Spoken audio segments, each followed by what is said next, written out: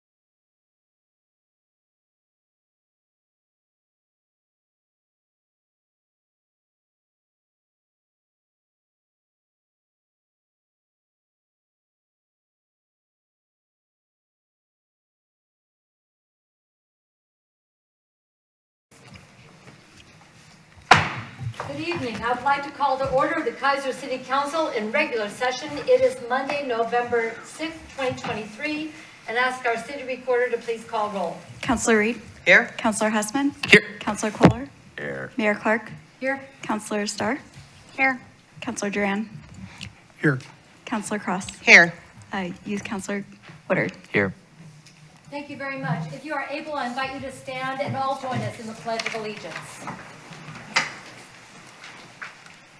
I pledge allegiance to the flag of the United States of America and to the republic for which it stands, one nation, under God, indivisible, with liberty and justice for all.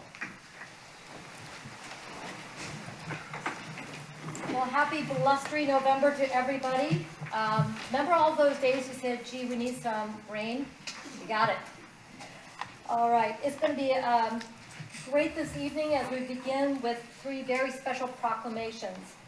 And it is truly an honor to have with us this evening leaders from our two local tribal nations, Chairwoman Dee Pigsley from the Confederated Tribes of the Siletz Indians and Councilwoman Lisa Lino from the Confederated Tribes of Grand Ronde. I'm going to read a proclamation for Native American History Month and then invite both to come up and address the council. And we are truly honored to have you both with us representing your tribal nations. The proclamation reads as follows. Whereas the lands in the Willamette Valley on which the people of the city of Keizer reside are acknowledged as the historic home of the Kalapuya, ancestors of the members of both the Confederated Tribes of the Grand Ronde and the Confederated Tribes of Siletz Indians. And whereas many acts of injustice, broken treaties, and laws for exclusion of Native Americans have occurred since non-Native peoples came into these lands. And whereas we need to remember that tragic history and commit ourselves to a just and equitable future for all of our residents. And whereas the many cultural and ethnic communities now living in the city of Keizer and the Willamette Valley benefit from knowing and celebrating the heritage, traditions, and accomplishments of Native Americans. And whereas the city of Keizer wishes to continue to acknowledge and honor all tribal nations and their ancestors. Now therefore I, Kathy Clark, Mayor of the city of Keizer, together with the Keizer City Council assembled in regular session, do hereby proclaim November 2023 as Native American Heritage Month. And it's now a pleasure to welcome to the microphone Councilwoman Lino and Tribal Chair Dee Pigsley. Thank you both for joining us this evening.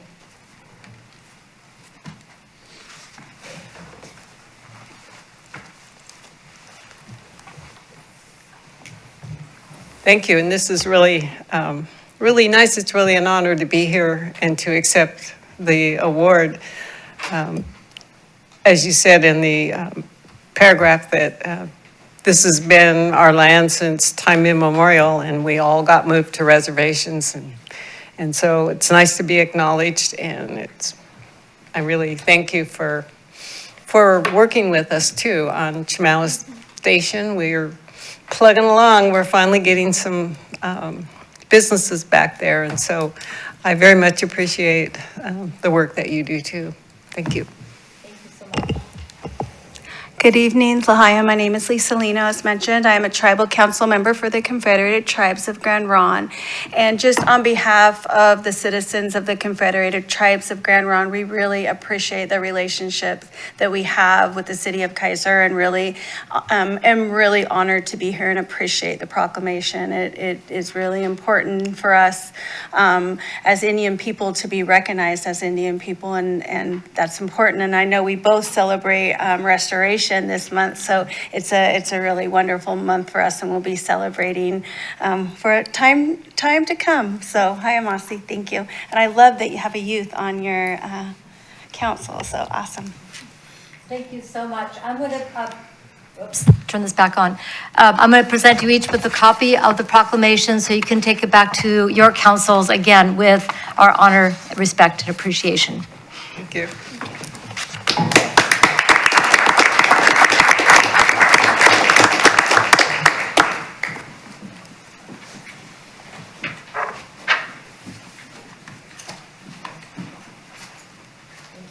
I think that, Brad, Okay, why don't you come on this side? Oh, thank you.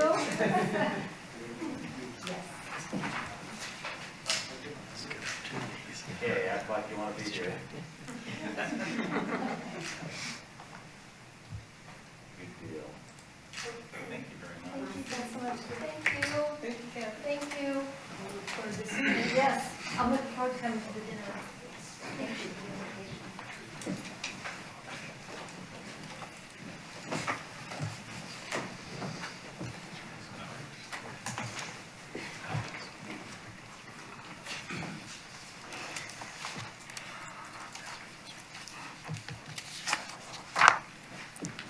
Our second proclamation this evening is a new one for the city of Keizer, and that is Ruby Bridges Walk to School Day. This request was brought to us by our Safe Routes to School coordinator. Beth is here with us tonight, and also staff members from the Mid-Willamette Valley Council of Governments, our transportation division. And Dr. Brown could not join us from the NAACP tonight, but he will be getting a copy of this as well. The proclamation reads as follows. Whereas Ruby Bridges is an icon of the American Civil Rights Movement, who in 1960, at 6 years of age, became the youngest member of the African American community to integrate public schools in the American South.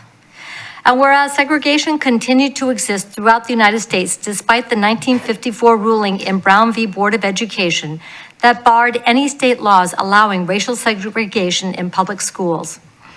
And whereas Ruby Bridges was the lone student of her group of African-American students to integrate William Frantz Elementary School in the city of New Orleans on November 14th, 1960, being escorted by 4 federal agents while bravely walking to school amongst protesters full of hatred and anger. Whereas the Ruby Bridges Foundation states, and I quote, Ruby believes the most important thing is uniting students. That is why Walk to School Day is so important. It is a call to action. This day will be a day of dialogue encouraging students to participate in discussions about racism, bullying, and youth activism on this day and throughout the school year. What better way to honor Ruby's legacy? End quote. And whereas Bush Elementary School, Keizer Safe Routes to School, and community members participated in the first Ruby Bridges Walk to School Day on November 14, 2022, and whereas the Salem Keizer Safe Routes to School program encourages children to walk and roll to school to develop lifelong skills and independence in their community. And whereas Salem Keizer Safe Routes to School, in partnership with Salem Keizer Public Schools and the Salem Keizer NAACP, will participate in the second annual Ruby Bridges Walk to School Day on November 14, 2023. Now, therefore, I, Kathy Clark, Mayor of the City of Keizer, together with the Keizer City Council assembled in regular session, do hereby proclaim November 14th, 2023 as Ruby Bridges Walk to School Day and encourage students and community members to walk to school in honor of the courage of Ruby Bridges and take action to end racism and bullying in their schools and neighborhoods. So I would invite Beth and thank you. Beth Schmidt is our Safe Routes to School coordinator. Yes. This is Tanya Perfecto. She's the new Safe Routes to School program. Pull the microphone up to you if you would. We're being broadcast. This is my new program assistant, Tanya Perfecto. She's amazing. I'm so excited to have her. She has the same passion as myself. And of course, my boss. We don't want to forget who started it all. I really want to say thank you so much for doing this for us. It's such a special day, and I'm really excited to have the schools join us this year with Ruby Bridges Walk to School Day. It's a marvelous time for students to walk and socialize and really learn beforehand, before the walk. They'll start learning this week about what Ruby Bridges did and the courage it took at 6 years old. So it will make a great impact on them. And then they get to learn about her, and then they'll go and they'll walk and they'll talk about it. Keizer PD is going to join us. It's a great opportunity to really involve the whole community. I've invited those city councilors who represent those schools to join us, but I'm really excited for everybody to understand that we're all together in this and how we can have discussions about racism and bullying and why this is important for students to see this as a call to action. But we're just really proud of the work we've done.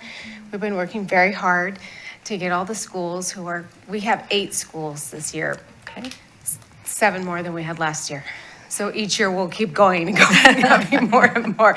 But I'm really proud of this, and I thank you for doing this. And Dr. Brown and I worked really hard since May, and I'm sorry he can't be here, but he's also really grateful for it. So thank you very much for this.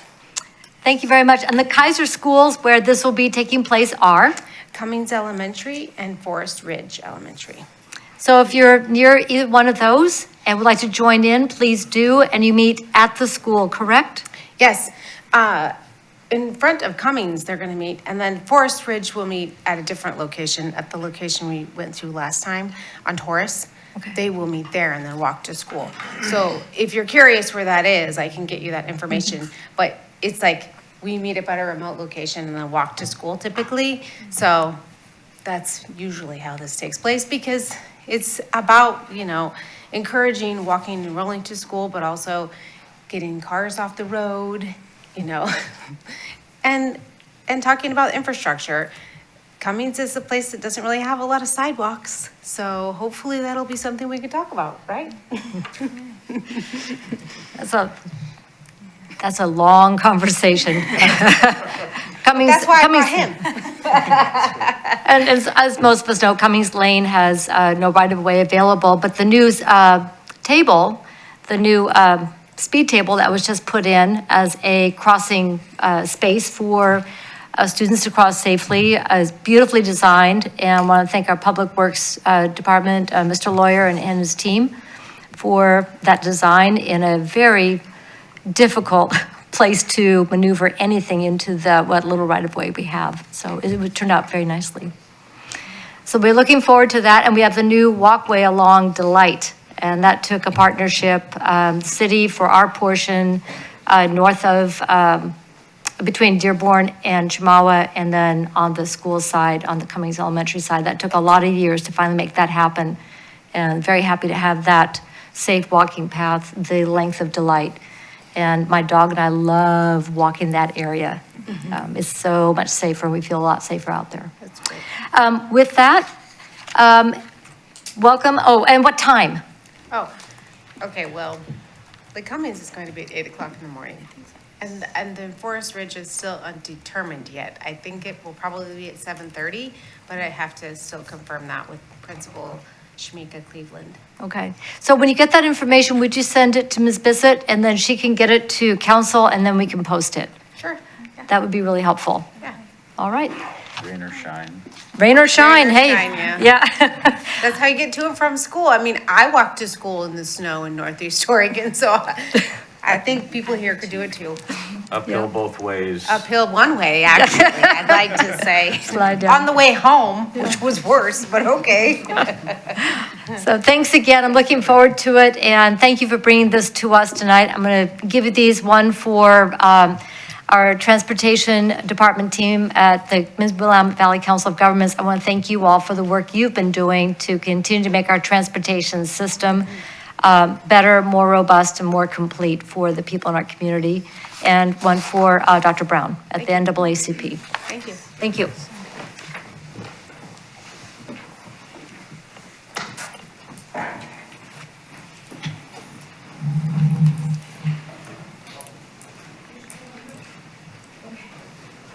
All right, so one for each. Everyone get one? Okay. All right.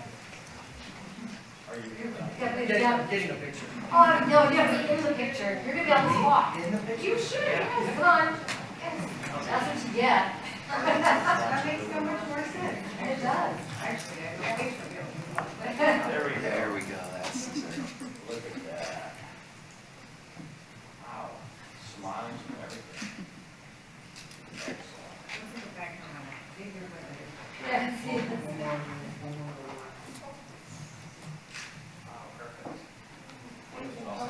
Thank you. Thank you. Take care. We'll see you next week. Yes.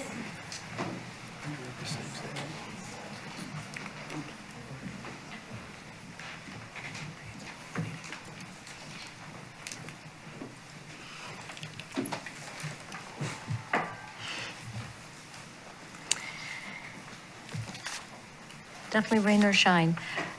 Okay.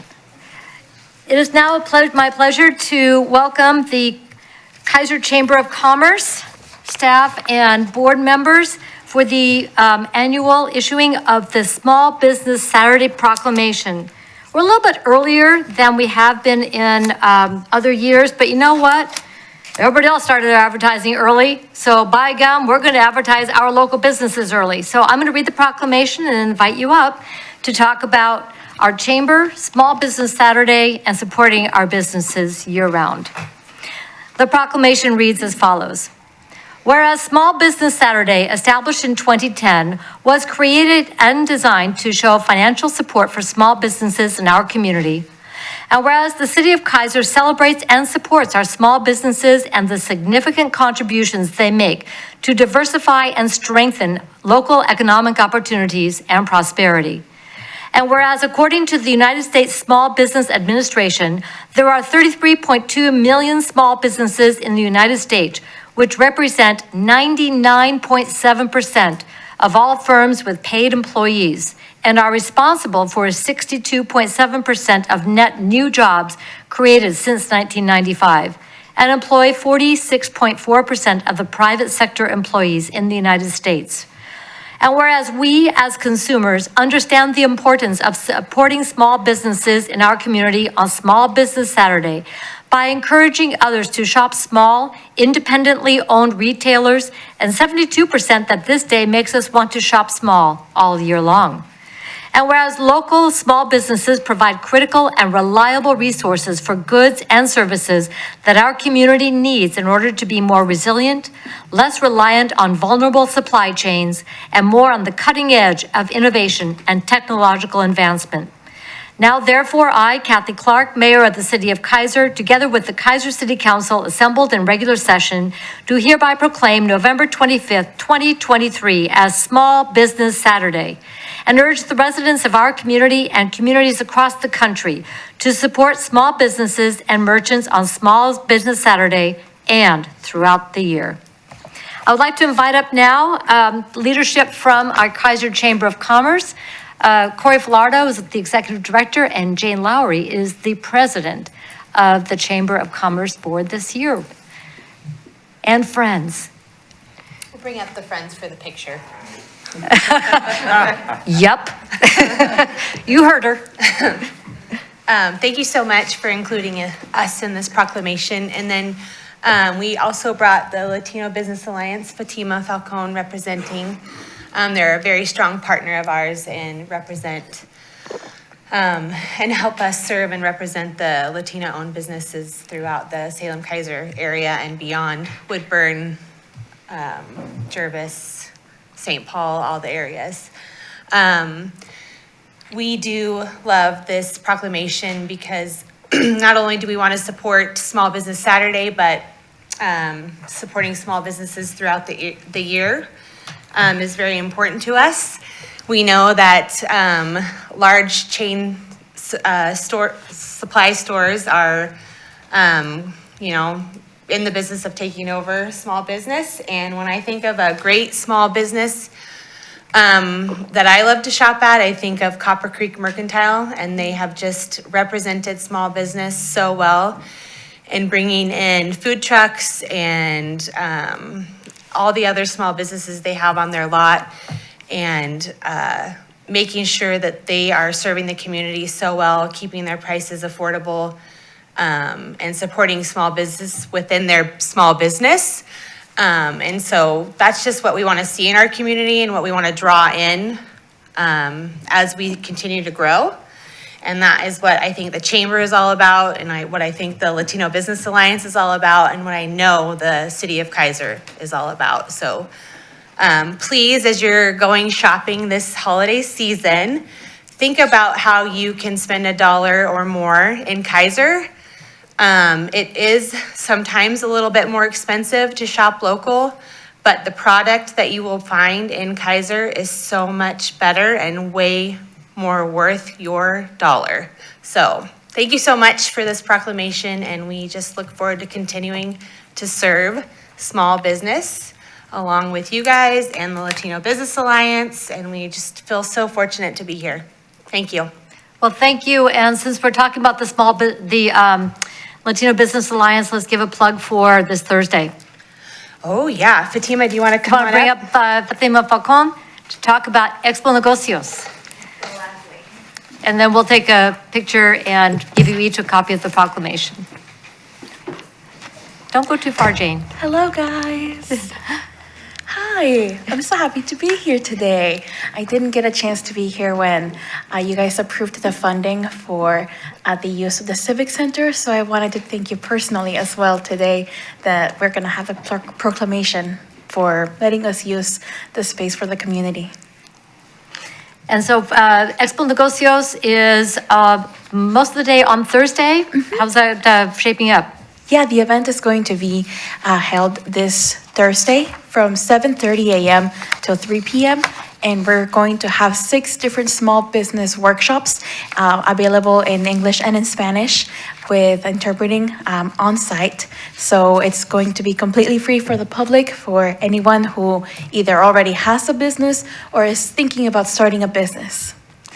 Well, we're looking forward to that very much. And this is in place of the monthly Cafe Pan Dulce, correct? Yes. Okay. We have a networking event every single month, one here in Salem and one in Woodburn. And that's called Café Pan Dulce, or Coffee and Sweet Bread, where you just get to network in the morning. So we just ask that people register if they're looking to come and enjoy the luncheon.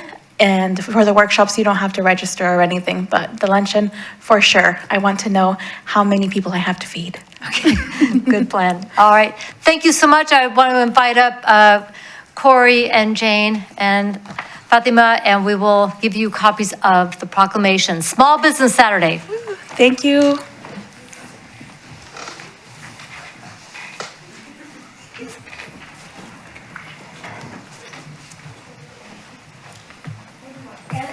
And friends? I'll be in the background. This is for Chamber and for LCA. All right. Okay, I got the memo. There we go.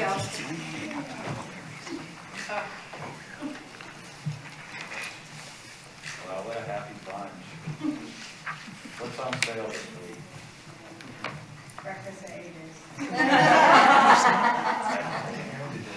Oh, that sounds good. Thanks again. Our Chamber of Commerce and Latino Business Alliance, everybody.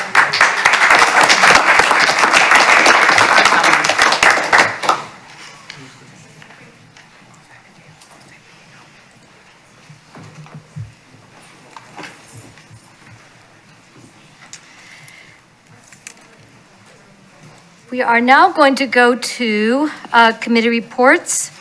We've got several items to take care of this evening. We're going to start off with the Volunteer Coordinating Committee recommendations for appointment to the Budget Committee and the Keizer Parks Advisory Board. This goes to Ms. Bissett. All right, Mayor and Councilors, the Volunteer Coordinating Committee met on October 12th to review and interview applicants for 1 opening on the Budget Committee and 3 openings on the Park Advisory Board. They are recommending that you appoint Matthew Stallum to position 1 on the Budget Committee for a term expiring August 31st, 2025. And then appoint Clay Rushton, David Loudon, and Bob Shackelford to the Parks Advisory Board for positions 4, 5, and 6 respectively. And Mr. Shackelford agreed to serve the remaining of the term for 2023, and then in addition to the position that will end in 2026. Okay. So staff recommends that you approve the appointments as recommended. Thank you very much. Are there any questions on the staff report or the recommendations? Seeing none, Council President Starr. I move the Keizer City Council accept the recommendation of the Volunteer Coordinating Committee and appoint Matthew Stahlheim to position number 1 on the Keizer Budget Committee for a term expiring August 31st, 2025, and appoint Clay Rushton, David Loudon and Bob Shackelford to the Parks Advisory Board, positions 4, 5, and 6 respectively, with the term expiring December 31st, 2026. Second? It's been moved and seconded to accept the recommendation of the Voluntary Coordinating Committee appointments as read. Any further discussion? All in favor signify by saying aye. Aye. Opposed signify by saying no. Hearing no objection, motion passes unanimously.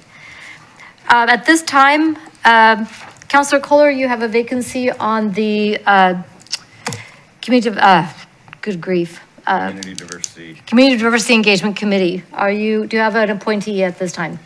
I've interviewed a couple different people and things have gone just not quite yet. I should have one by next council meeting. All right, thank you very much.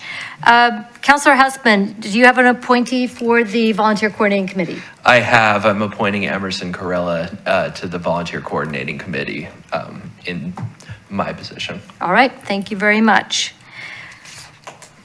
We now have, let me see, a couple of committee reports. The Community Diversity Engagement Committee, Tammy Kunz is here for that. And then Tammy Saldivar is here for traffic safety.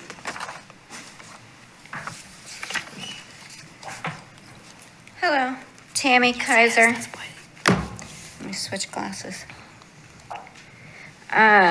We met this past Thursday and we reviewed the neighborhood traffic management plan with the equity lens last month.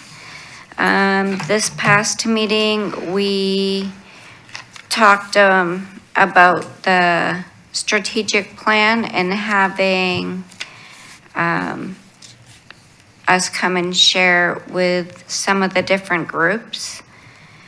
We also discussed our book and are looking at a new book to bring to the table.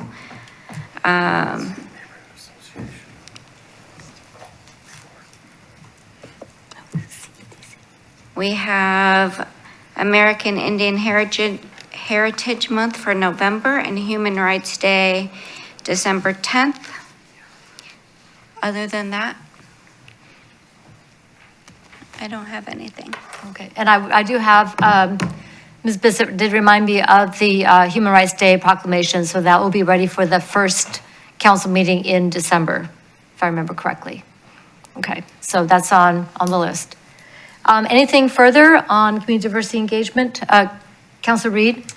Thank you, Madam Mayor. Yes, one other thing that we had done is go over a list of all the community organizations that we can identify in an effort to just be able to be more proactive in reaching out. So, and that's still a work in progress. Fantastic. Tammy, I know that you know about the public participation plan that we use at the Council of Governments for SCAS, the Salem Keizer Area Transportation. This is something particular to transportation, but more importantly for outreach. So if there's anything helpful in there that could be translated over, it might have some additional ideas in there as well. But I think what you're doing with identifying as many ways to connect with people where they're at is job one. So I appreciate that. There's a lot of work. Anything else? All right. Thank you so much. Thank you. Tammy Saldivar for traffic safety.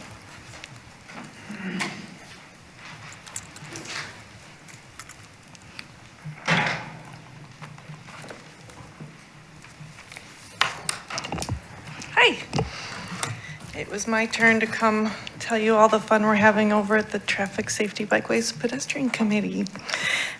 Mainly, we're just still working through the Neighborhood Traffic Management Plan, the NTMP that you keep hearing about in all of our meetings. We're getting that dialed in, so we should have that wrapped up soon. We're getting a lot of feedback, which is helping us make sure that we're meeting everybody's needs on that. Also, we have Verta Lane as a standing agenda item that we want to keep hearing people's concerns and thoughts on that development and roadway. So we're keeping an eye on that repeatedly to see what we can do to help when the time comes. And then we had some city staff attend last time. We had the director's lawyer and with them and our city attorney come talk to us to help us understand our role, because we were, I'd like to say, floundering a little bit on knowing exactly how we fit, and they gave us some very, very good guidance, so I really appreciate that. So we should be a better fit from now on. Any questions for me? Councillor Husband? Tammy, always appreciate it. Thank you so much. And thank you to basically all of the city staff who are here tonight for attending the last TSBP meeting. I'm glad that that was able to work out, and I think it did benefit the committee overall. Tammy, do you mind just expanding a little bit more on that for the benefit of everyone in the room and watching elsewhere? Just what some of the big takeaways were and how TSBP can better help. In part, we want to advertise the committee. You know, we want to make the committee sing, make it feel like a real part of Keizer. So we were misunderstanding our role initially, thinking we gave feedback in a different capacity than we were allocated to do. And so we now understand that I guess I could say my takeaway was if as projects develop, and I'm speaking on behalf of the development because that's kind of where we weren't too sure on. We know our role is to hear feedback on traffic pedestrian safety, and then we can move forward with making recommendations accordingly based on that. It was the development side that I think we were a little unsure, and now we understand that when a development takes place, we can see what works and what doesn't, and then move forward from that with recommendations for future, opposed to what we were trying to do in a more real-time effort that we learned is not our role. Which is all to the good. Everybody's heart was definitely in the right place, and it became clear that a little bit of extra understanding of the planning side of what the city is doing would be helpful to members of the committee. So ultimately, grateful to Mr. Witham, Mr. Lawyer for coming together, Mr. Johnson for chatting with everybody and coming up with a presentation to make that work out. So again, thank you all. And Tammy, thank you so much. Always appreciate the report. Gladly. Thank you. And then I believe we're planning for a work session on the neighborhood traffic management plan was that the one we're planning for December? I think that was, is it gonna be ready for prime time? That sounds No, right, no, December is strategic plan. Yes. Okay. There you go. So this one will come to us when, to do a work session with you all before it gets adopted, when you're ready to go. Okay. I'll need to get more understanding of what you need from us before you do your work session, or what your work session is going to entail, so that we don't work against each other. Right, so work together. It'll be all together. It'll be you all and us all. Okay. Yes, Councilor Husband. Thank you, Madam Mayor. Quick point of clarification. The CDEC is reviewing the neighborhood traffic management plan, as I understand We did it. that already. Done that already? Okay. We give them feedback. Okay, feedback's already given, so I just wanted to make sure that that step was taken care of before the work session, and clearly it is. So we're in good shape. All right. Well, stay tuned. Thank you so much. All right. Go back to my notes here. Is there anyone else here for a committee report tonight? Okay. Didn't want to go too fast. We'll go now to public comment. This time is provided for citizens to address the council on any matters other than those on the agenda scheduled for public hearing. We have two public hearings this evening: the OLCC application, change of ownership for Bubba's Pub and Lotto, and a resolution for exemption of peer court coordinator services agreement from competitive bidding and awarding agreement to Emily Carter. If you're here for one of those two, stand by. And for public comment, I do have some people signed up. Before we go to that, I do want to acknowledge for the record a written comment from Vanessa Nordyke, the Executive Director of CASA of Marion County, and it was a letter of appreciation for the police department and code compliance. This is in regard to call for service, and she was thankful for the swift action that Keizer Police took to safeguard the staff at CASA. So thank you very much, and definitely enjoy reading into the record letters of appreciation like that, and we echo that appreciation. So thank you, well done. Okay, public comment. Let's start off with, we'll go with Michael Koenig.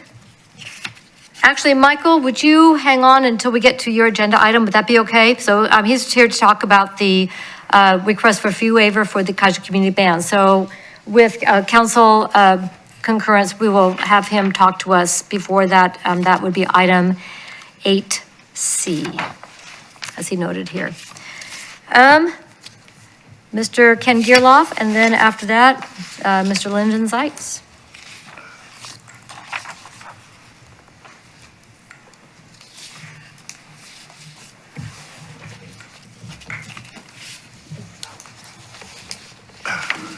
Good evening, sir. Good evening, Madam Mayor and council members, staff.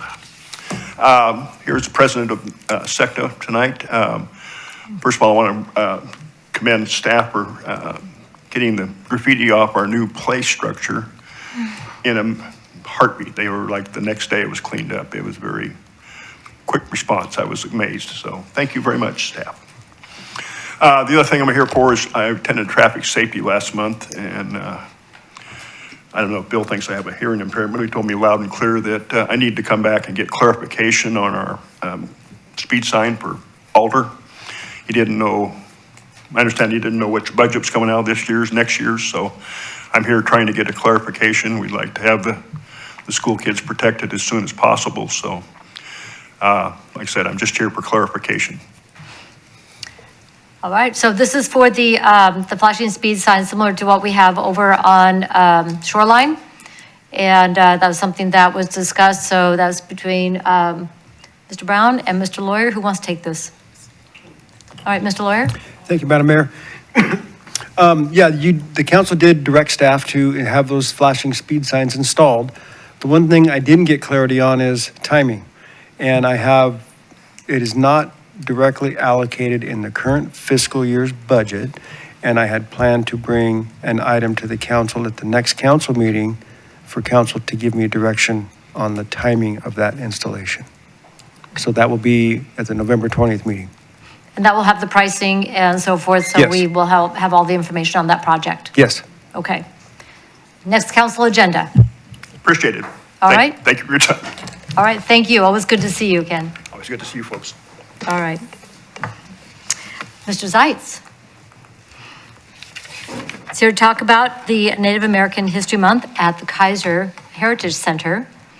And while he makes his way to the front, I want to thank the Keizer the Keizer Art Association for a wonderful event on Saturday for Native American Heritage Month.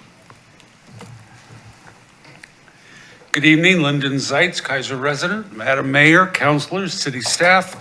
I'm here representing the Keizer Homegrown Theater. I'm on their board, and we are celebrating Native American Heritage Month with a very special performance on November 17th and 18th and 19th. Notable Native storyteller Ed Edmo will be performing at 7:30 on Friday and Saturday, and again at 2:30 on Sunday in the theater. He is very well known across the country. He's a consultant with the Smithsonian Native American Museum. He's a poet, he's an artist. He's been immortalized in a mural at Portland International Airport. He's a member of the Shoshone-Brannock tribe. And he shares stories from his ancestry that he remembers as a child from his parents sitting around the wood stove. We're lucky to have him. Many people know who he is, especially in the Native American circles. And I invite those who are interested in stories from Native Americans to attend one of the performances November 17th, 18th, or 19th. Oh, this is so exciting. Thank you so much.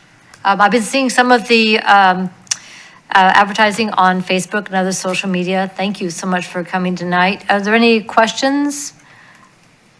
All right. Looking forward to it. Thank you so much. Good night. That is everybody I had signed up for public comment. Is there anyone else who would like to address the council this evening before we go to our first public hearing? Okay, then let's go to our first public hearing. Want to open a public hearing for the OLCC application, change of ownership, Bubba's Pub and Lotto. Public hearing is now opened, and this goes to Ms. Bissett. The city recently received an application for a change of ownership for the liquor license for Bubba's Pub and Lotto located at 3860 River Road North, Suite 101. The application is for a full on-premises license. Our Keizer ordinance requires that we have a public hearing, and so we scheduled that public hearing for tonight. Notice was published and mailed to all property owners within 200 feet of the establishment. Keizer Police Department conducted a background check on the applicant, and there's no reason not to recommend denial of the application. In addition, the Planning Department finds the location of the establishment to be properly zoned, and there's no additional comment on the application. So staff recommends that you approve the application. All right, thank you very much. Are there any questions on the staff report or the application? Councilor Husband. Thank you, Madam Mayor. Quick one for Chief Copeland, if you happen to know on this. Did they give these new owners give any indication of the security measures that they would take for Bubba's Pub and Lotto? No, I don't know the answer to that. Okay, no worries. And obviously there was no further comment on the application, so. Anything further? I do not have anyone signed up to, this evening to testify on this matter. Is there anyone here who would like to address the council under this public hearing? Going once. Twice. Anything further for council before I close the public hearing? Public hearing is now closed. Council President Starr. I move that Keizer City Council recommend approval of the application for a change in ownership for the liquor license at Bubba's Pub and Lotto under the guidelines as established by ORS 471.175 and the ordinances of the City of Keizer. Second? It's been moved and seconded that the Keizer City Council recommend approval of the application for a change of ownership of the liquor license for Bubba's Pub and Lotto under the guidelines as established by ORS 471.175 and the ordinances of the City of Keizer. Any discussion? All in favor signify by saying aye. Aye. Opposed signify by saying no. Hearing no objection, motion passes unanimously. That takes us to item 7B, which is resolution exemption of peer court coordinator services agreement from competitive bidding and awarding agreement to Emily Carter. Mr. Wood. Madam Mayor, City Council, just for your information for the people at home, Keizer Peer Court has been going on for quite a while. This is a joint program with the Marion County Juvenile Department and the Keizer Police Department. This program is specifically for Keizer youth, ages 12 through 17. And this involves if a youth receives a citation from an officer, instead of going to regular court, they go to Keizer Youth Court for certain offenses. Typically, this is for first-time offenders. This is an opportunity for those folks to have a second chance. This is a form of restorative justice that really does have a very good success rate. Being judged by your peers instead of a judicial system goes a long way to getting people back on track. We had a Keizer, we had a peer court coordinator who around this, I guess about a year ago, decided to take a leave of absence. Unfortunately, I guess she had too good of a time on her leave of absence and decided not to relocate back in this area. During that time, we had Emily Carter step up as the interim peer court coordinator. She had been training with the previous peer court trainer for over a year or so. She's done an excellent job. We've actually extended the contract twice. At this point, we would like to move forward and extend the ongoing permanent peer court coordinator position to to Emily Carter. Specifically, she's done over about a year worth of service to the city and to the Keizer youth.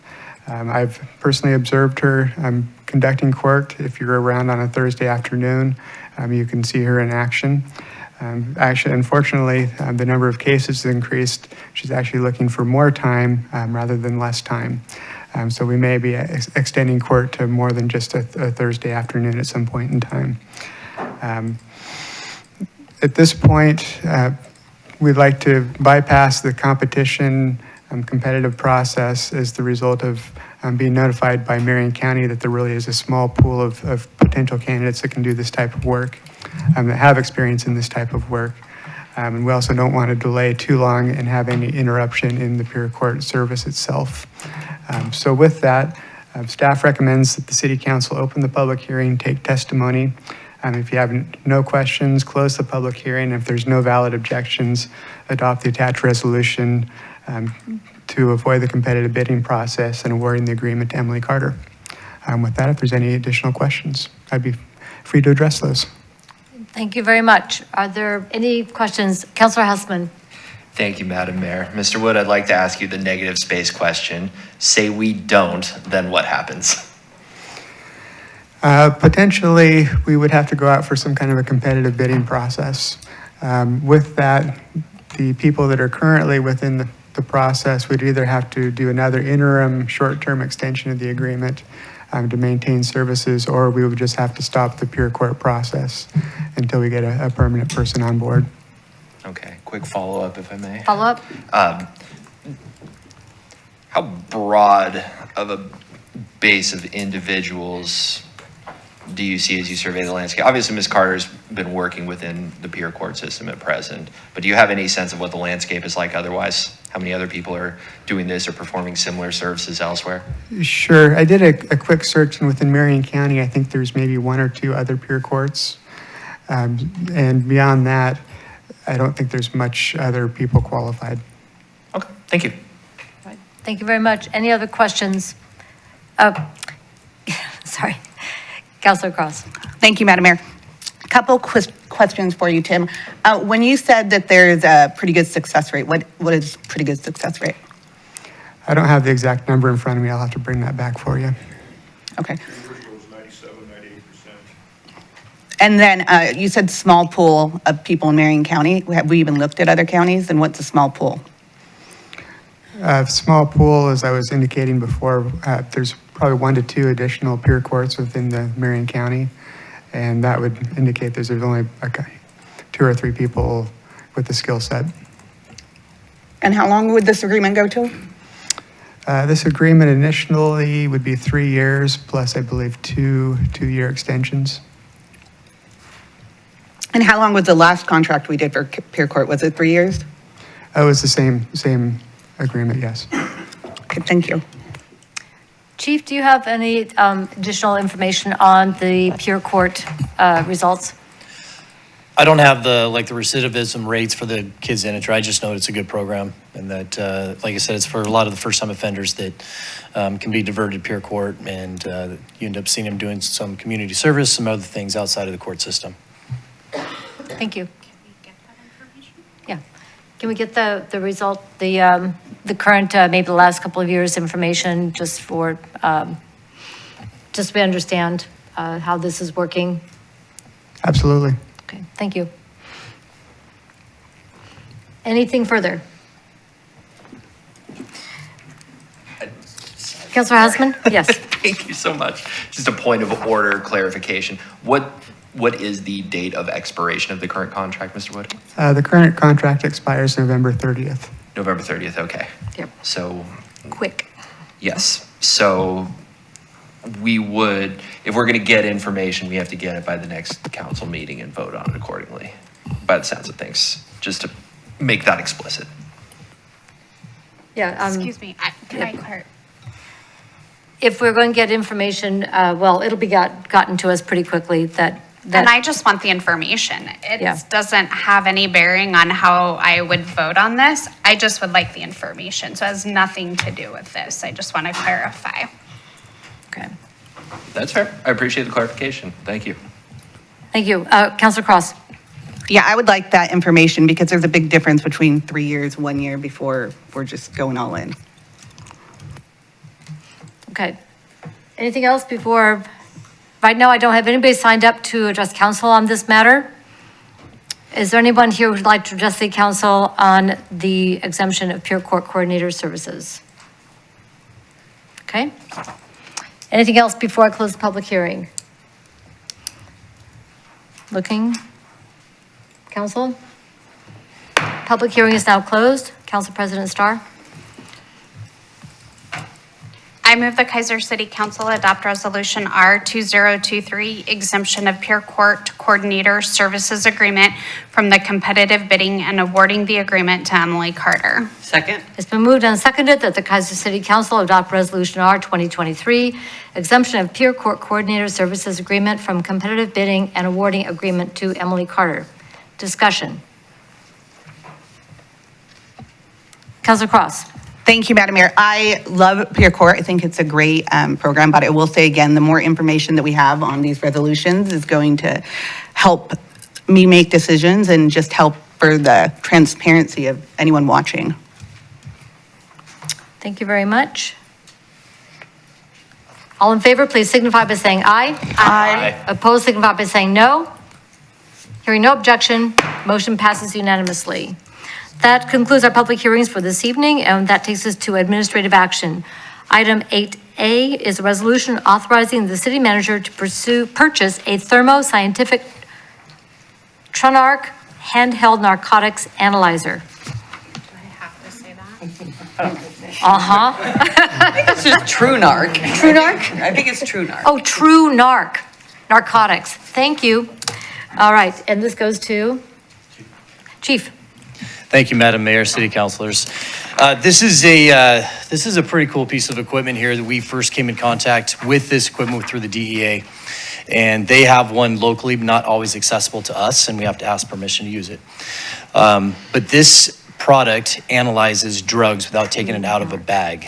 So the process we currently use for anything besides fentanyl or pills nowadays is you have to take the product, let's say a crystallized piece of meth, you take, I wish I had some more pictures, a good PowerPoint would work right now.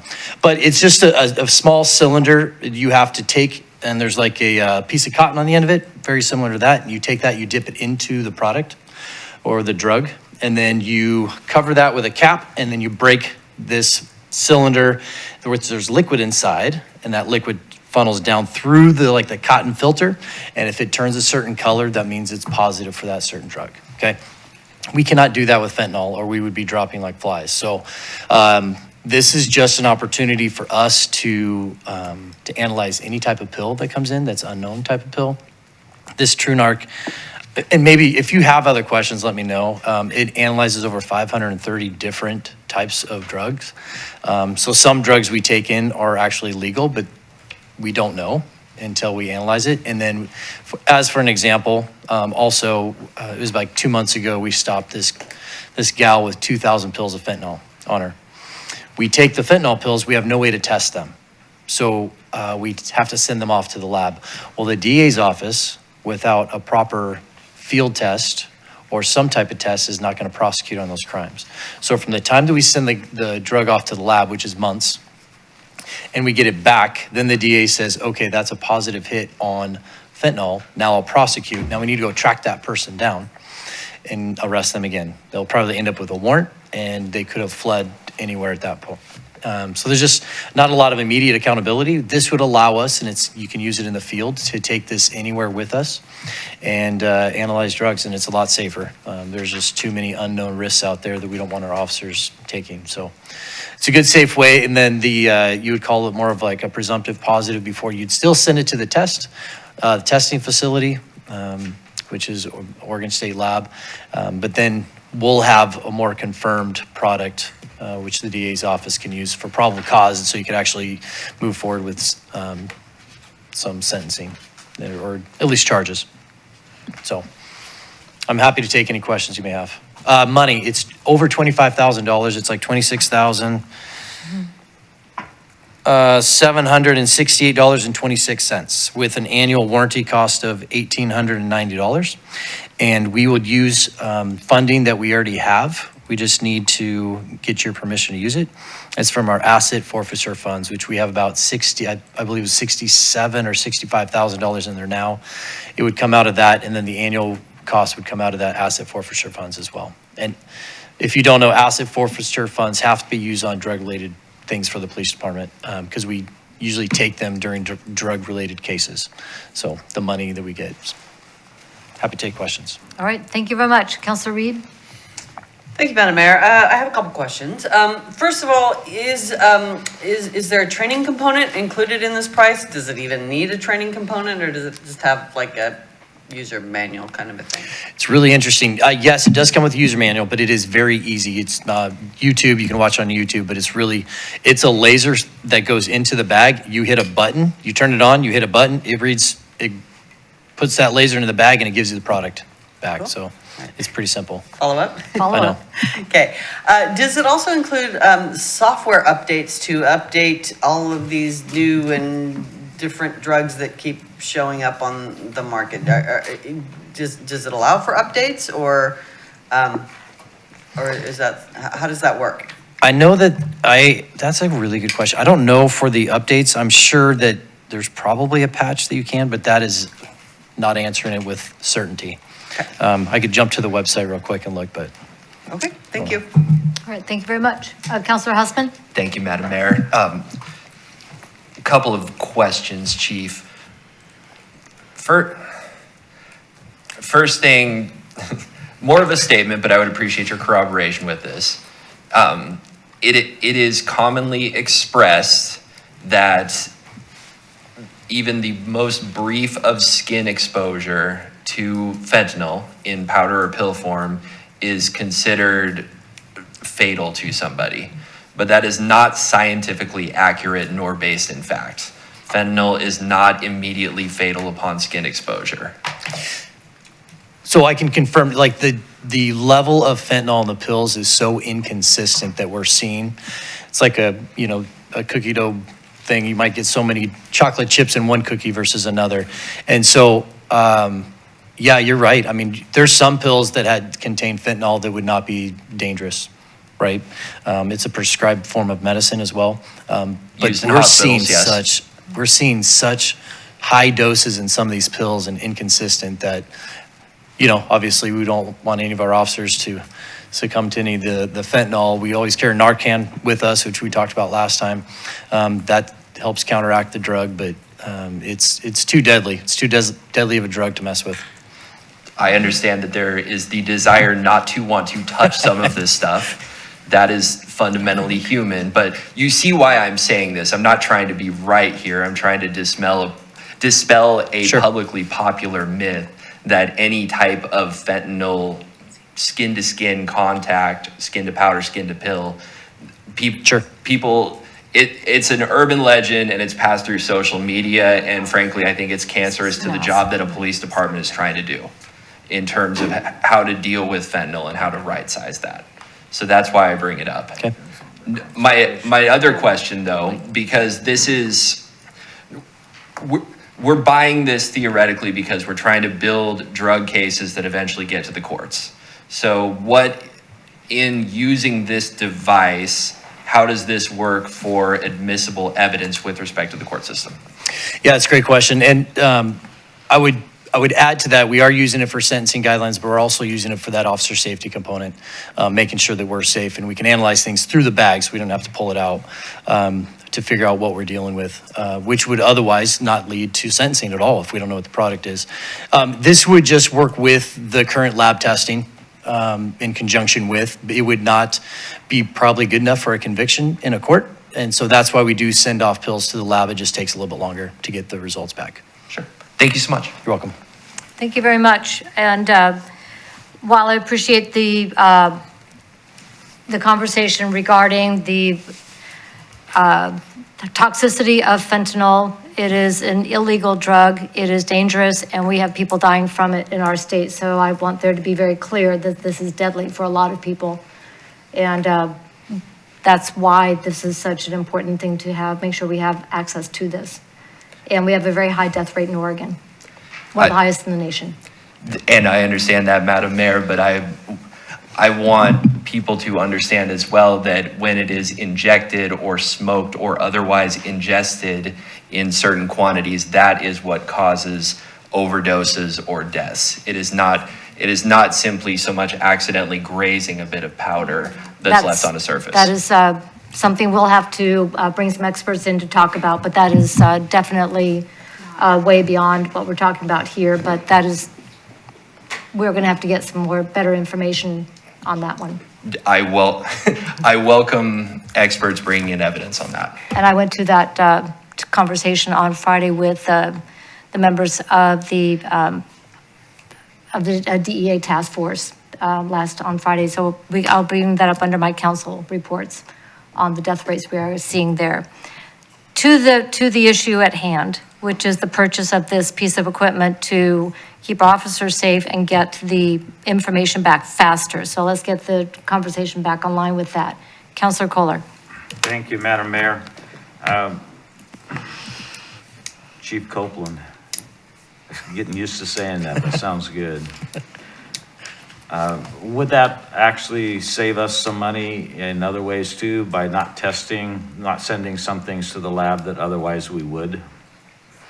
No, we'd still have to send it to the lab. Even if it came back as a negative test? Well, that is true, yeah. If it came back negative, we wouldn't send it to the lab. We wouldn't waste time. Thank you. If it's just a generic form. Yeah. Okay. Anything else? Councilor Cross. I just want to be on the record and say that I think this is a great idea, and I back all things Keizer PD. Thank you. All right, any further questions? Council President Starr. I move that Keizer City Council adopt Resolution R2023, authorizing the city manager to purchase a Thermo Scientific TrueNarc handheld narcotics analyzer. Second? It's been moved and seconded that the Keizer City Council authorize the city manager to purchase a Thermo Scientific TrueNarc handheld narcotics analyzer.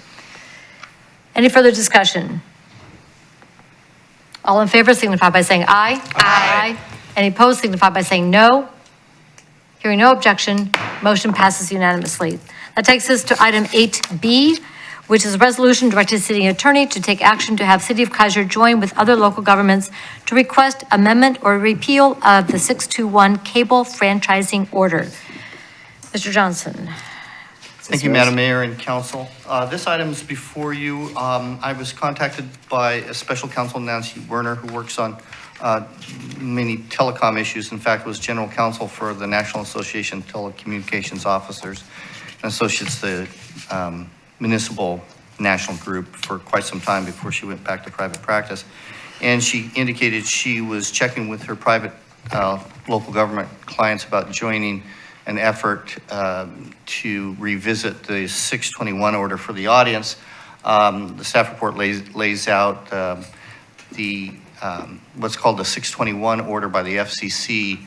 Took away a lot of local government authority, was challenged by many cities across the country. The cases were consolidated in the Sixth Circuit, and the Sixth Circuit rejected a lot of the FCC arguments for that and questioned others, and sent it back to the FCC. The two main things that I mentioned in the staff report is one, what's called the fair market value. Most franchise agreements, and we're talking in this city about Comcast, but it could be other cable operators across the country, are now allowed under this order to offset the 5% franchise fee by any services they may provide, and it's based on fair market value, which can be kind of high. That is still going to be an issue with Comcast. We negotiated our last agreement with the assistance of outside counsel, and we put in an out clause in that said, okay, that's the law as of now. If that law changes, this will change too. So that part would change if the FCC goes back and reverses that part of the order. The other issue is kind of a wonky subject, but it equals real dollars, is what gross revenue is and what services are provided. The city does not receive the 5% on all of your Comcast bill. They have managed through the FCC to narrow that down by a portion. So that's, I think they call that the mixed use provisions in there. In any event, Special Counsel Nancy Werner said the cost is going to be pretty low because she got a lot of cities to go in. Keizer's share will probably be less than $1,000. I would normally, if I was using outside counsel, not touch base with counsel about such a minor matter in terms of dollars. However, Keizer's name would be put on the request to revisit this, and obviously that's a council decision on whether or not you want to make that move. So the recommendation is to adopt the attached ordinance, which would direct me to go forward with this action to join with the other jurisdictions to request FCC change their order. And with that, I'd be happy to answer any questions. Thank you very much. Questions on the staff report of the ordinance? Councilor Cross. Thank you, Madam Mayor. I have like 3 questions. I know you're gonna love this, Shannon. So when you say several local other cities, who else besides Portland and Eugene? I don't have the other cities. Okay. And when does our current cable franchise expire? I believe that was a 10-year, I wasn't sure, did you manage to get the staff report? Okay, because I didn't get a question from you earlier. No. So. Because I just thought of it, I was reading an article. So I think it's a 10-year contract, and I think we're 2 years into it. That's pretty recent. And so from what I've read, like 3 times this has gone to the 6th Circuit and been shut down? I don't, was that in the, I don't recall that happening. 3 times. Well, I have the article. Well, that's fine. Oh, is that in the article? Okay. Yeah. All right, thank you. All right. Thank you. Any other questions?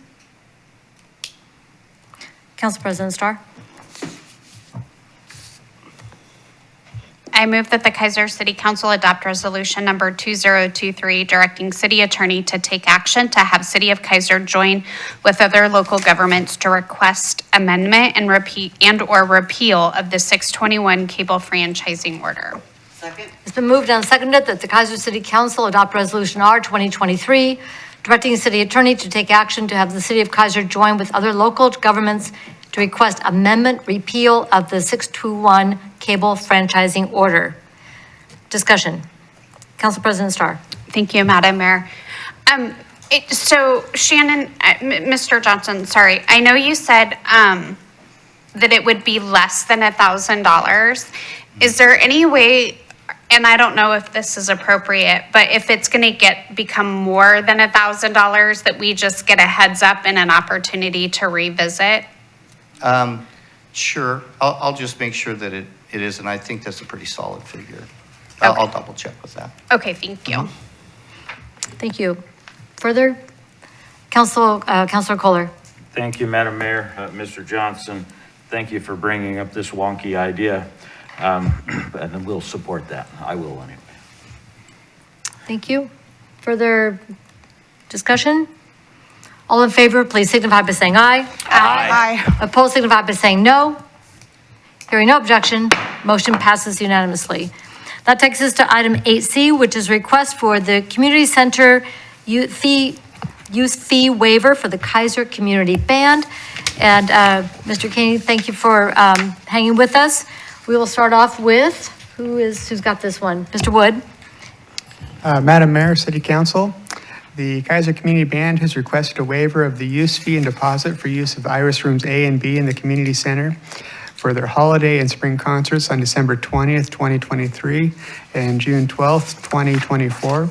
The concerts are free and open to the public. The total use fee for the 2 events is $1,200, and this includes the 25% discount for Keizer-based nonprofit entities. Included in the use fee is approximately $400 for staff costs. The refundable deposit for the event is $1,150. The staff recommends that council approve a waiver for the community center for the use fee of $1,200 for the Keizer Community Band concerts. And with that, I will turn it over to the experts. All right, thank you very much. Any questions on the request or the staff report? It's now my pleasure to bring up the director of the band. Michael, Koenig or Koenig? Is it Koenig or Koenig? Koenig, thank you. Come on up and talk to us about the concert and the 2 shows that are coming up that you would like to have the band perform. Thanks for joining us tonight. Thank you, Madam Mayor, council members. For those of you that are new, the Keizer Community Band has been in existence since 1998. So for 25 years, we've been serving the community, doing tree lightings, concerts here, concerts in the park, We did an event several months ago for Keizer's 50th? 40th, yep. I wasn't at that one, but, so we are made up mainly of people from Keizer. And the two big events we do every year are our Christmas program and our spring program. They're attended by at least 150 people each, which opens up the whole building here for them to come in and hear good music and have fun and see what it's like. So we're asking for the waiver for both those events again this year. All right, thank you very much. What time do the shows start? 7 o'clock. 7 p.m. on December 20 and June 12. Yes. Any questions from council? Councilor Kohler. Thank you, Madam Mayor. So just want to clarify what we're waiving and what we're not. My understanding is that we cannot waive the security deposit. Is that correct? You can waive the security deposit if you so choose. Staff is not recommending it. Okay, and the security deposit is how much? $1,150. Okay. So, Mr. Koenig, was that going to create an additional hardship for the band to produce a security deposit for that event? If the security deposit is refundable, it's not a problem. Thank you very much. I appreciate that. And point of clarification, the security deposit is refundable, correct? Yes. That is correct, Madam Mayor. Okay, so it is refundable. Thank you. Thank you for the clarification. Councilor Reed. Thank you, Madam Mayor. I just wanted to put in a plug for this because I have been to pretty much most of the concerts for the past several years, and it is a fantastic community event, and it's a great service to the community. So just wanted to add my 2 cents. All right, thank you so much. Thank you for coming tonight. Okay. Looking forward to it. Thank you. All right. Any other questions from council? Council President Starr. I move the Keizer City Council approve a fee waiver of the community center use fee of $1,200 for the Keizer Community Band concert on both December 20th, 2023 and June 12th, 2024. Second. It's been moved and seconded that the Keizer City Council approve a waiver of the community center use fee of $1,200 for the Keizer Community Band concerts on December 20th, 2023 and June 12th, 2024. Any further discussion? Council President Starr. I'm sorry, I didn't ask this earlier, but on the deposit, is that $1,150, is that per event or is that for both events? That would be for both events. Okay, so I just want to make sure you're not asking for the full amount up front for both events, so you would be holding on to the deposit. That's a lot of money out of pocket for an organization, a local community-based organization. So is it possible to ask for, because that security deposit is literally for in case there's damage during the event, right? That is correct. So you could ask for that security deposit payable like 2 weeks before or a week before, correct? Correct. Is that something we can do so they're not out that money for a significant amount of time? Yes. Thank you. Now I'm happy. All right. How do we make that so? It's now on the record. So shall it be written, so shall it be done. Anything further? All in favor, please signify by saying aye. Aye. Opposed, signify by saying no. Hearing no objection, motion passes unanimously. Strike up the band. Thank you very much. Council President Starr, would you please read the items on tonight's consent calendar? Madam Mayor, Mr. Johnson. if Council President Starr wishes to do so, you may, but you're not required to read all of those. Oh. Just saying. Thank you. I was So going I to would- tell everybody to settle in. So, Grab a because cup I know of you tea. practiced and everything, but if you want to refer to the items listed, and I will state for the audience, the reason is we have a housekeeping measure to add the youth counselor formally to several committees, 1, 2, 3, 4, 5, 6, and there's 6 separate resolutions, and that is all that has changed on those. So if you want to just refer to the consent calendar for that and the 2 minutes, that would be sufficient. Thank you. All right. Boy, Shane's double happy tonight. Okay. Okay, life is good. Yep. All right. Now you've thrown me for a loop because I practiced. You So, can say the resolution set forth plus those 2 minutes. okay. So the consent calendar for Monday, November 6, 2023, as printed on the agenda, consists of the 6 resolutions referenced on the agenda, as well as, so those are items A through F. Item G is the approval of the September 25th, 2023 work session minutes, and item H is the approval of the October 2nd, 2023 regular session minutes. Thank you very much. I will be pulling item 9C. Are there any other pulls? Okay, Council President Starr? I'm pulling C. Oh, boy. Okay. I move that Keizer City Council adopt the consent calendar items A, B, D, E, F, G, and H. Second? Consent calendar items numbers A, B, D, E, F, G, and H have been moved and seconded. All in favor signify by saying aye. Aye. Opposed signify by saying no. Hearing no objection, motion passes unanimously. I pulled 9C because the Community Diversity Engagement Committee is unique among our committees in that the youth member is not a liaison, but is a voting member.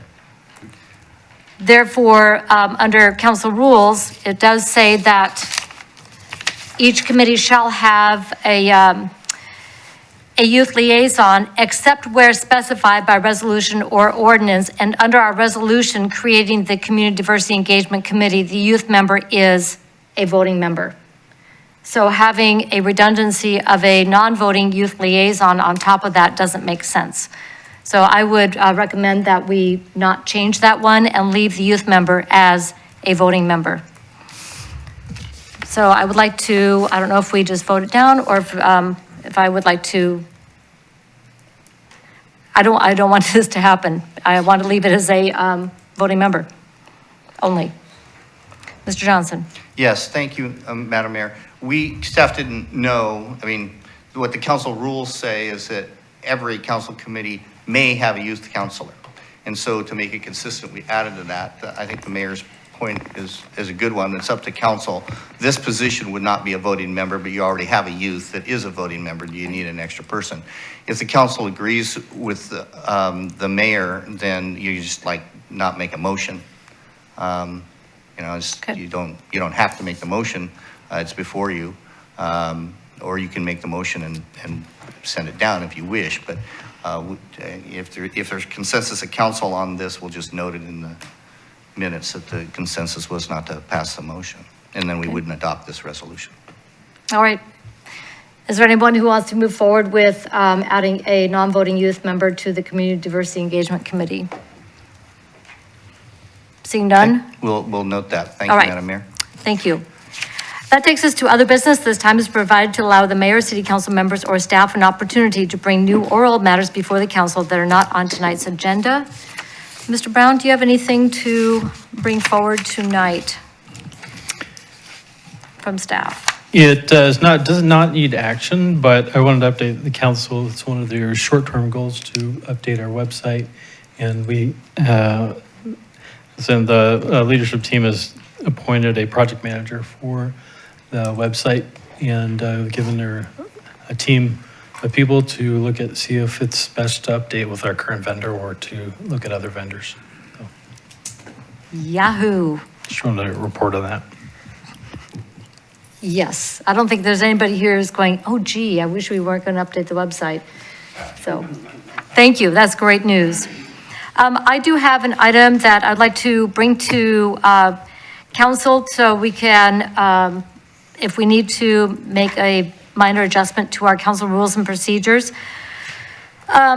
Way back in the old days, and I think this actually predates me on council, so that's really a long time ago, there was a process for agenda review of the city council agenda prior to publication. And I've been discussing this with the city manager, and with the addition now of the agenda management system, it would be a lot easier now to be able to do review prior to publication. So I would like to get feedback from the council on putting into the council rules and procedures that the council agenda will be reviewed by the city manager, city recorder, mayor, council president, and then one councilor on rotation before each meeting, so that we can go through it, make sure that we're clear on what's going to be on the agenda before it publishes.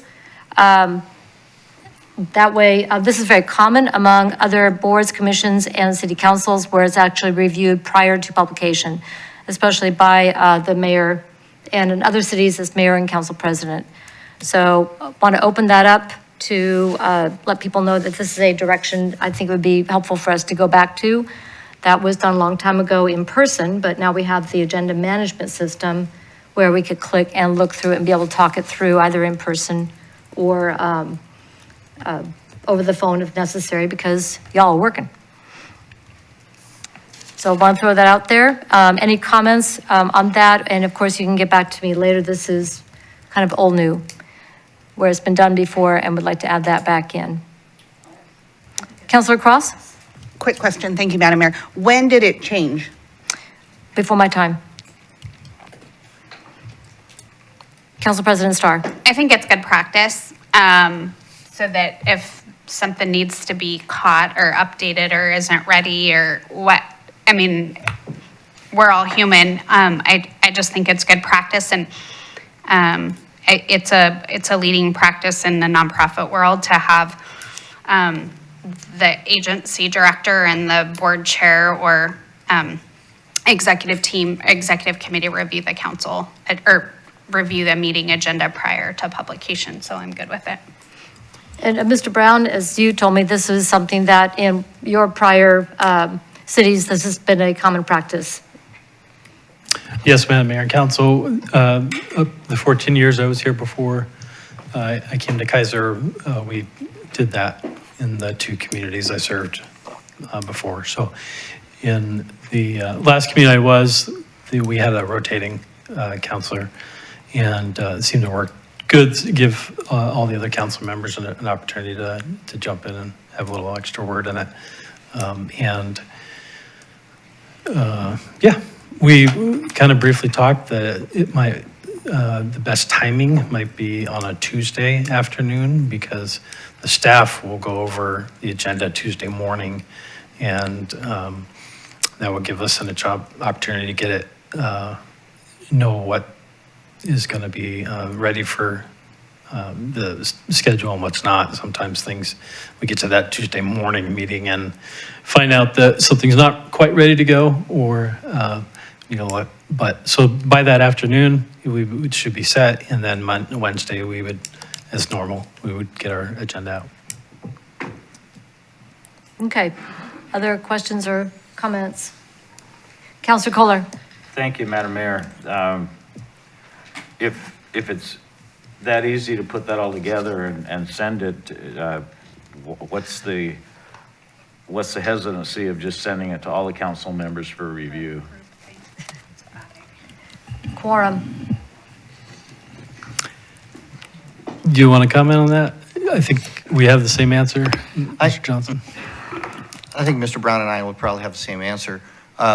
You tend to have a serial meeting then. I mean, it's kind of hard to avoid. If you're going to comment back, then it's an issue. Well, are we taking votes on what should go on the agenda? So that would be the reason to avoid that kind of situation. Thank you. Good question. So what we can do is bring back a process for council to review and get additional comments. And then if we need to make updates to our council rules and procedures, we can do that as well. And then Ms. Bissett can let us know when this is going to be on a by essentially bi-weekly rotation for the third council member who would be asked to review. Council President Starr. So just thinking about like using this, our consent calendar as an example, and this is more of a clarification question. Would we, because this wouldn't have been, like this pull from the agenda wouldn't have been caught if the whole packet wasn't reviewed. So are we just reviewing the agenda or are we reviewing the whole packet? Because like. We're primarily, I don't expect that it would go through every staff report and resolution. We were going to review the topics on that, but Okay. I think maybe something like that would have been caught, even just talking about it topic-wise. Okay, perfect. Thank you. Good. And again, this is something that we can continue to evolve and refine. And as we see how this looks, I did discuss with the city manager on then working on our committees and commissions, working with the chairs and council liaisons for a similar process for agenda review prior to that. But starting off with this, seeing how it works, talking to our committees and commissions on getting the chairs involved as well. I think that's a way to really help the chairs of our committees be able to also be involved in the agenda creation. And they're going to remember the meeting maybe a little bit differently, and that could be very helpful. So stay tuned for that as well. Would love your input on that as we evolve it. Okay. Thank you for letting me bring that forward. Any other business before we go to staff updates? Okay, staff updates. Mr. Brown. I don't have anything Welcome back. else, Madam Mayor and Council. Mr. Wood. I have two things tonight. We're moving into the time where you want to conserve water. Your sewer bill will appreciate it if you save water for the next several months. The other thing, just follow up from our discussion tonight. Got an email back from our peer court coordinator. Since she has been running peer court for the last year and a half, we've had no reoffenders. So that's all I got. Thank you. All right, that was quick. Thank you very much. All right, Ms. Bissett. Nothing tonight, thank you. Thank you. Chief. Thank you, Madam Mayor. Just, we've been pretty busy. I know that we had a conversation by email about some school stuff, and it made the news all over the place. It was a pretty tragic event for some of those victims that were involved in that. But I'll tell you, the guys and gals that worked that case did so with the deepest empathy and really did a service to the families involved. And as tragic as it is, it's nice to know that we have a good community around that school. I mean, we really do. And good support for the families. So that was a big one that hit the news this week. So I'm sure, but if you have specific questions, I probably won't be able to answer that more than what's on the media. So. Well, we appreciated the update that we got so that we would be in the know. And if people asked us questions, we would know A, what's going on, and B, where to appropriately refer for factual information. So thank you for keeping us in the loop. Very much appreciate that, Chief and Mr. Brown. Thank you. Yes, that is all I had. Thank you. Mr. Lawyer. Thank you, Madam Mayor. Just one thing tonight. You may have noticed some seemingly sporadic work along River Road on the east side of River Road. PG doing some work. That work is the beginning of the fiber optic traffic signal communication upgrade. Okay?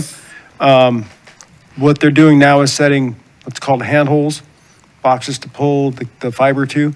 That'll be followed by cutting the copper wire and pulling it out, pulling the fiber behind it.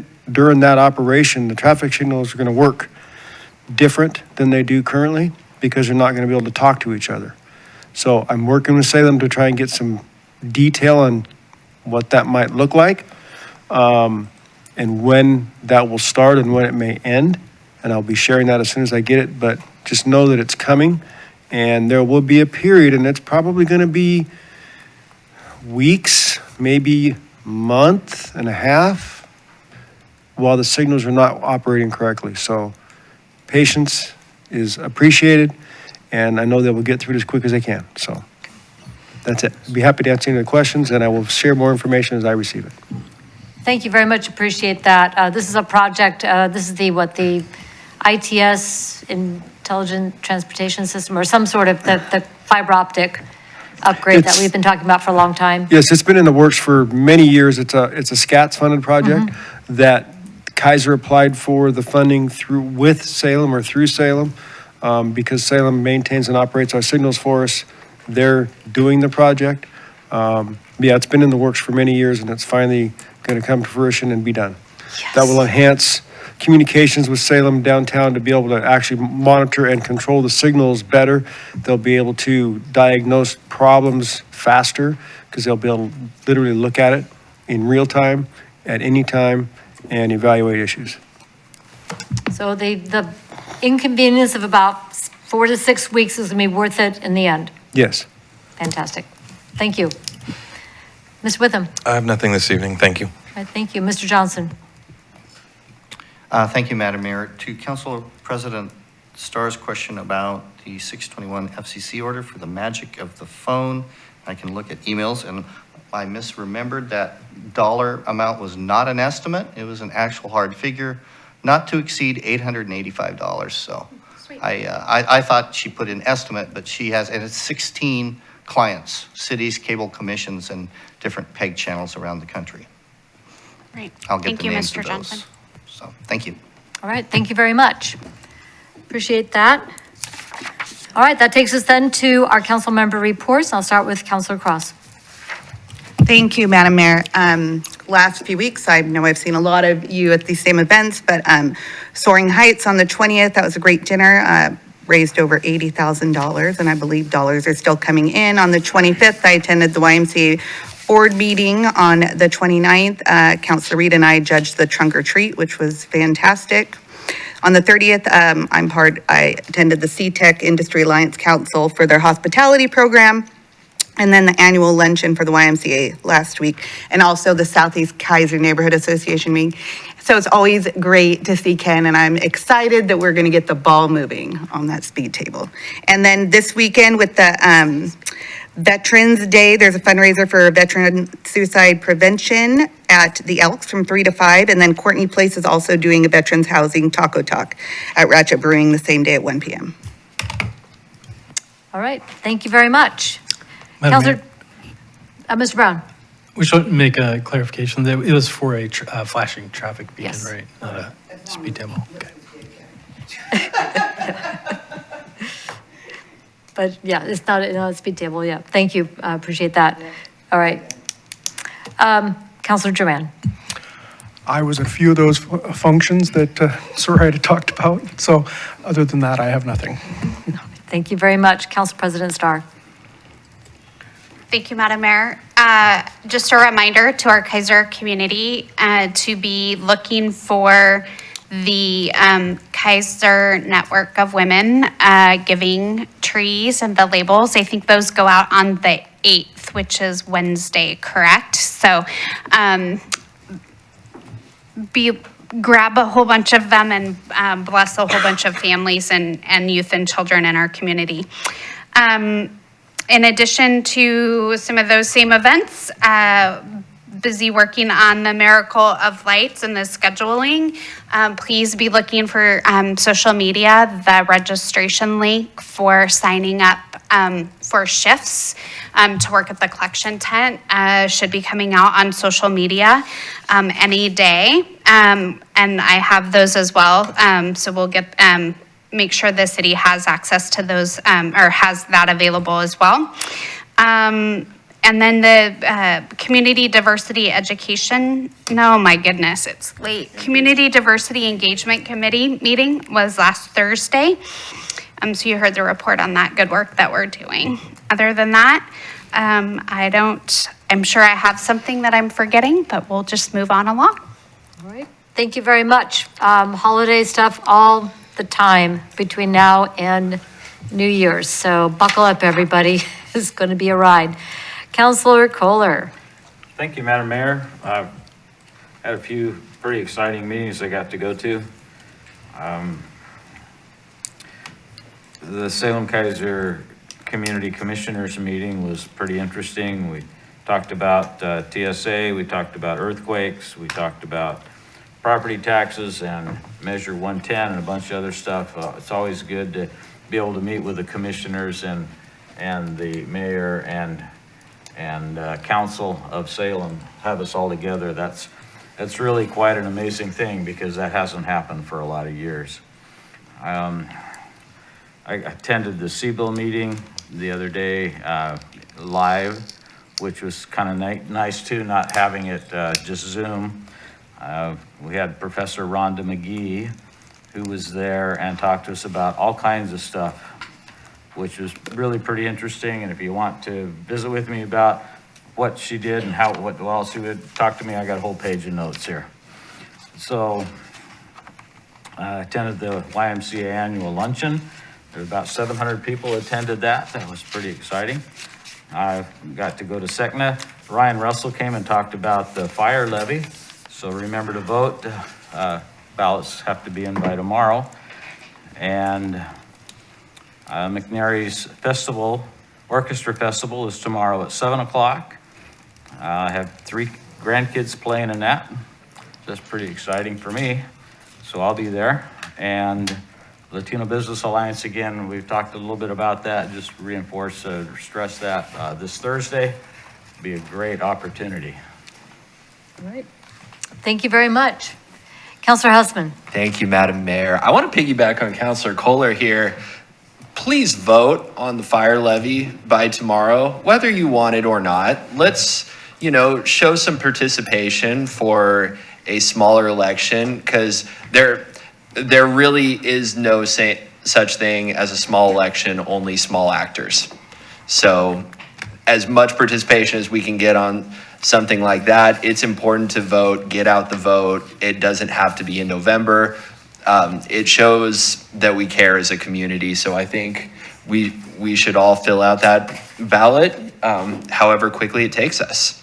Other than that, Transportation Safety Bikeway Pedestrian Committee, next Thursday, the 16th, here in Council Chambers, 6 p.m. Come join the fun. Otherwise, stay dry out there. That was the challenge. Thank you very much. Councilor Reed. Thank you, Madam Mayor. So as we heard last time, it was a very busy time for McNary Performing Arts. I went to The Play That Goes Wrong, which was a play that went very right. The APT group put on a magnificent concert, and they're going to be doing much the same thing at the Rec on the 15th of November. And so it's a bunch of smaller musical groups that are supported by pretty fantastic production value on top of that. And so that was quite the exciting thing. And then also the choir and orchestra concerts I went to as well. And just to clarify, this McNary Orchestra is not just, Orchestra Festival is not just the high school, it's all of the levels. So yes, well, you didn't say how. Anyway, I also have a grandson doing that, his very first concert on the viola, and so looking forward to that as well. So I attended the Traffic Safety Bike Ped Committee for Councilor Hussman, attended the community dinner, participated in the Wallace House Park cleanup, which was great fun. It always is. It was a beautiful fall day, everything fall day should be, and got a lot done. So thank you for all of you who showed up to participate in that. And the donuts and hot chocolate were an excellent plus in addition, so thank you.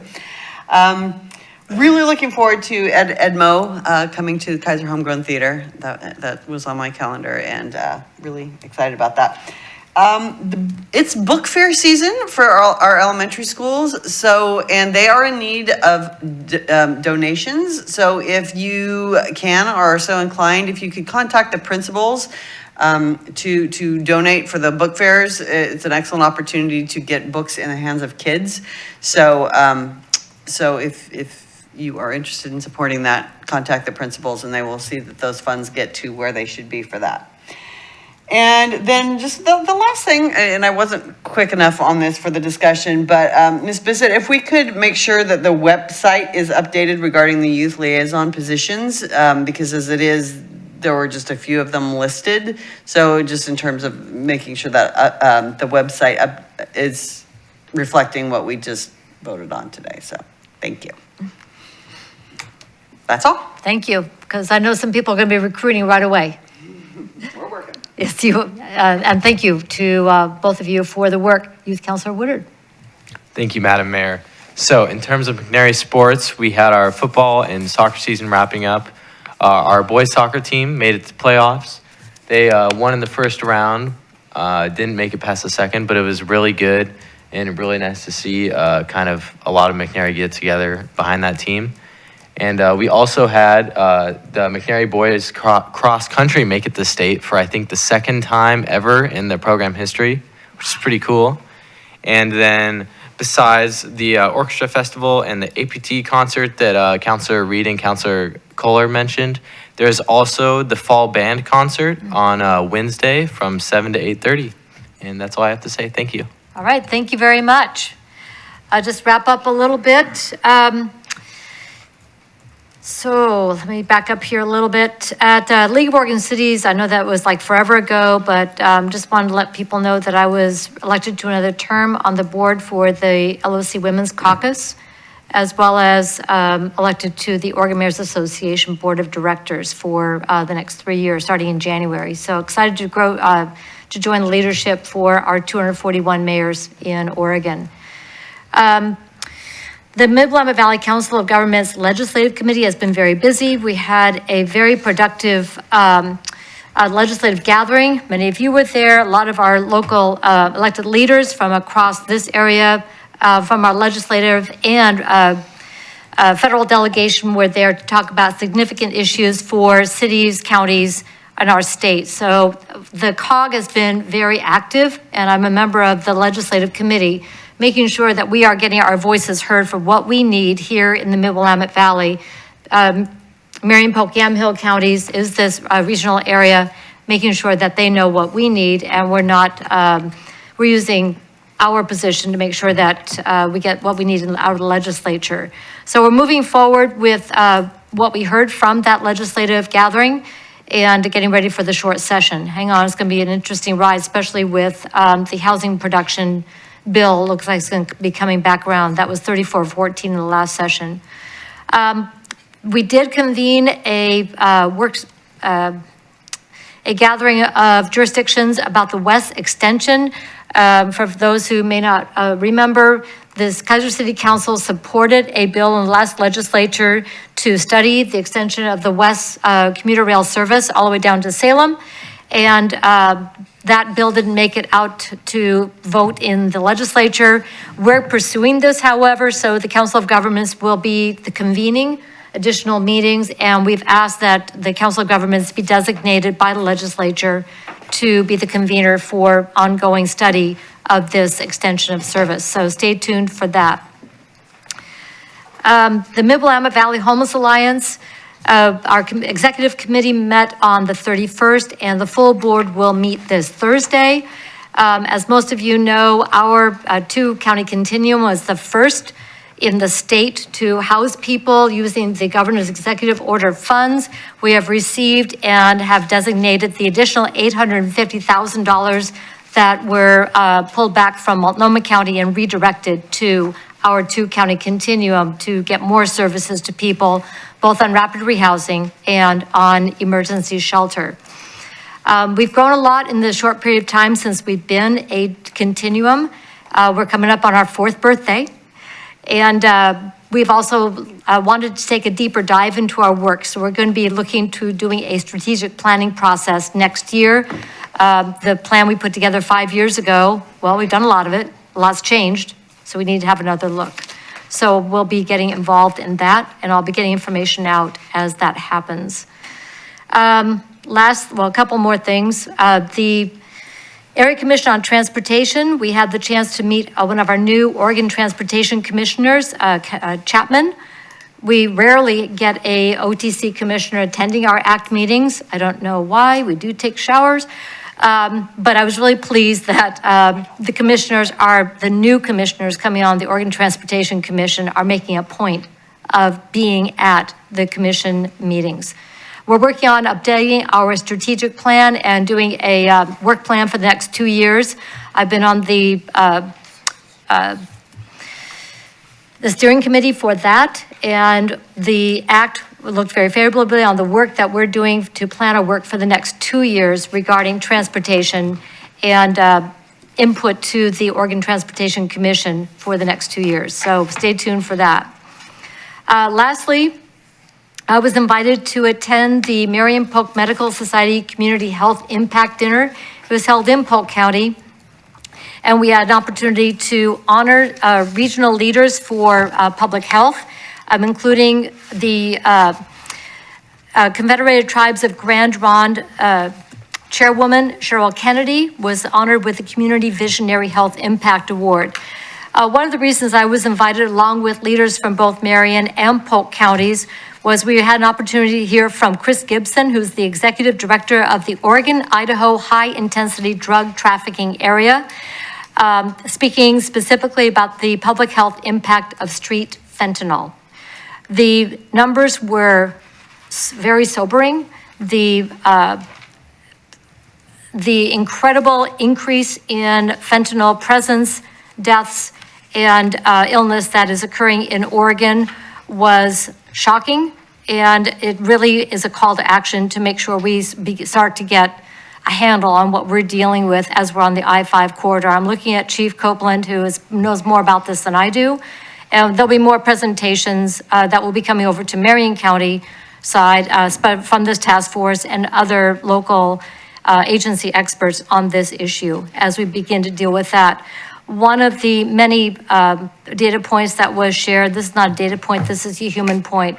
At that point, last week, the Salem Health folks that I was sitting with said they had 7 babies in the NICU that were recovering from fentanyl at birth. We've got a problem, folks.